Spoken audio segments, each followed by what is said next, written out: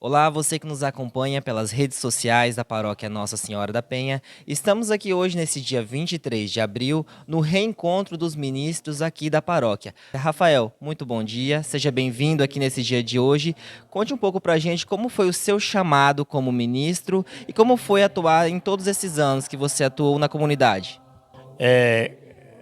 O chamado de Deus, ele vem através da nossa participação na vida comunitária.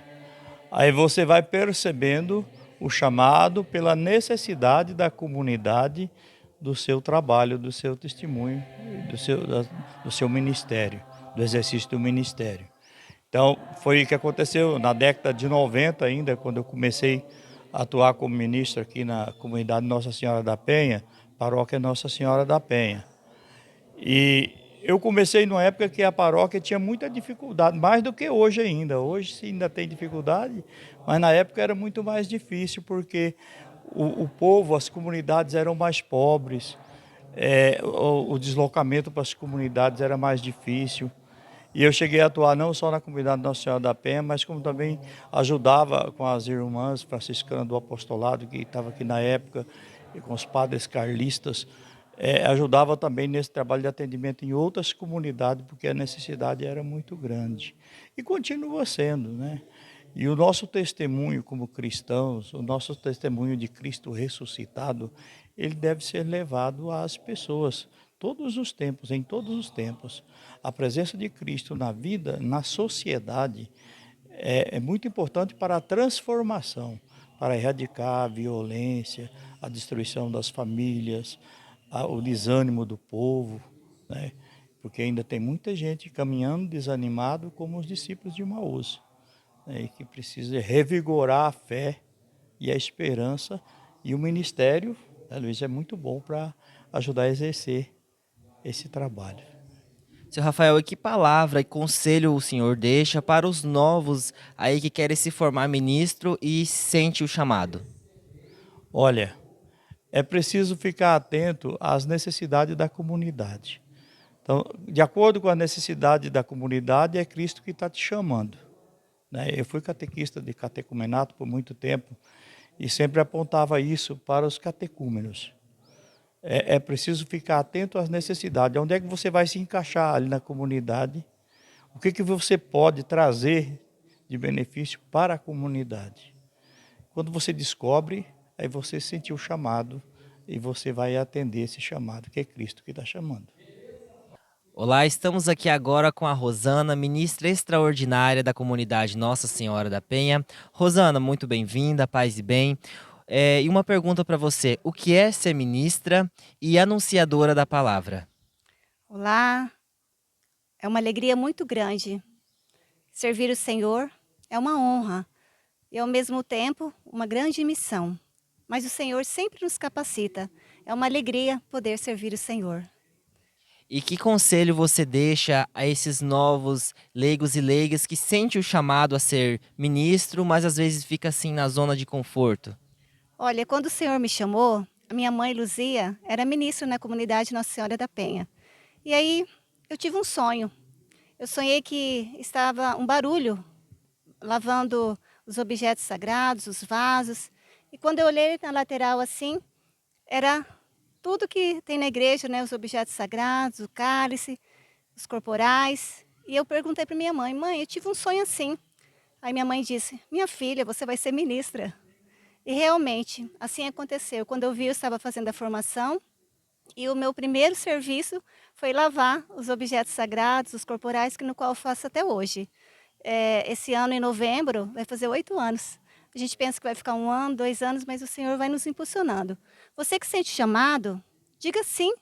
Tenha formação aqui no centro comunitário, nossos padres dão essa formação e o Senhor nos capacita. Comigo aqui, a Sueli, que é ministra da comunidade São Cristóvão. Sueli, paz e bem, bem-vinda aqui hoje à Pascom. E conta pra gente como que é a sua função na comunidade e como foi o seu chamado para ser ministra extraordinária. Bom, começando como foi o meu chamado, né? Eu acredito que eu sempre tive esse chamado dentro de mim, vindo da minha família, que sempre foi uma família muito católica, né? Principalmente a nossa mãe sempre nos conduziu na comunidade. E desde muito cedo eu já comecei a assumir compromissos na comunidade, como a própria celebração, mesmo eu não sendo ministra, mas na época, quando eu tinha meus 13, 14 anos, tinha pouco ministro na nossa comunidade e comecei já a celebrar, desde os meus 14 anos já celebrava na comunidade rural, né, onde nós morávamos.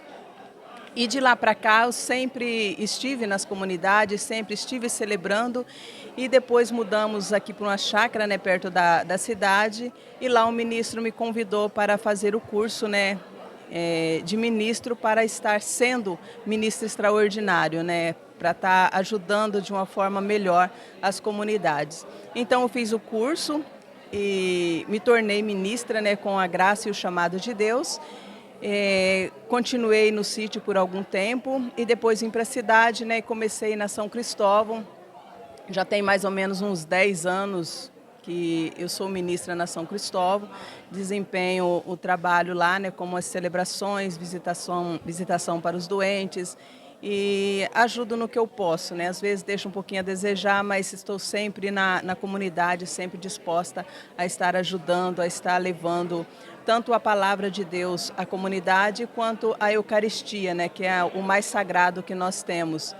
E desenvolver esse trabalho é uma graça muito grande. Nós sentimos algo muito diferente dentro de nós, porque nós estamos tendo contato direto com Jesus Cristo, é estar ali presente na presença do ressuscitado. E principalmente nessa época de liturgia, né, tempo litúrgico, onde nós vivemos o ressuscitado, estar na presença do ressuscitado é muito bom, traz um sentimento que a gente não consegue muitas vezes explicar o que nós sentimos.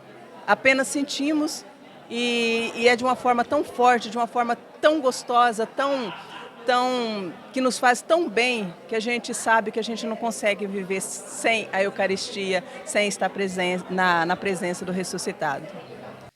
Estamos aqui agora com o seu Luiz Carlos, o Carlinhos da comunidade Nossa Senhora da Penha, ministro extraordinário. Carlinhos, muito bem-vindo aqui, paz e bem. E conte pra gente como está sendo essa experiência do reencontro dos ministros aqui e como é a sua experiência como ministro da comunidade.